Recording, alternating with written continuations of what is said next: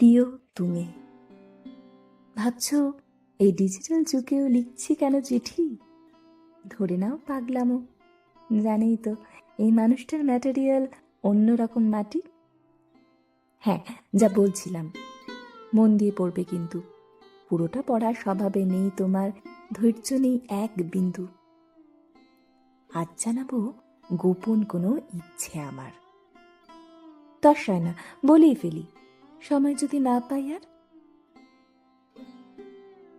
শোনো, বিয়ে আমাদের হয়নি, হবেও না এই জন্মে। মনে মনে হর পার্বতী যাপন করি তোমার নামে। অনেক দিন তো হলো, মাঝখানে সেতু বানাই, দুজনে মিলে চলো। ভয় পেলে তুমি? শূন্য দৃষ্টিতে ভাবছো বুঝি এ আবার নতুন কি পাগলামি? শোনো তবে প্রিয়, সদ্যজাত চারা গাছ দুজনে মিলে মাটি খুঁড়ে যত্ন করে বসাই তারে চলো। তবে তা যে সে গাছ নয়, বসন্তে ফুল দিয়ে হেমন্তে ঝরে যাওয়া কোনো বিলাসী গাছ নয়, মেহগনির মতো চিরসবুজ গাছও নয়, আবার কৃষ্ণচূড়ার মতো রঙিন গাছও নয়।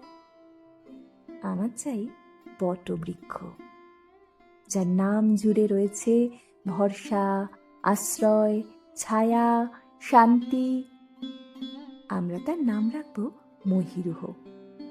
তাকে লালন করব, বড় করব। ধরো আজ থেকে বছর 5 পরে সে অনেকটাই বড় হবে। একসময় মহিরুহ অনেক বড় হবে, ছায়া দেবে, ভরসা দেবে সন্তান সম, আশ্রয় দেবে আমাদের মতো প্রেমিক যুগলকে। কালের নিয়মে মহিরুহ যখন তরতাজা হৃষ্টপুষ্ট যুবক, তখন আমরা বুড়ো বুড়ি। রক্তে জোর কমে আসবে, পথে পথে ঘোরার সামর্থ্য থাকবে না আর। সেদিন ওর আশ্রয় গিয়ে বসবো দুজনে।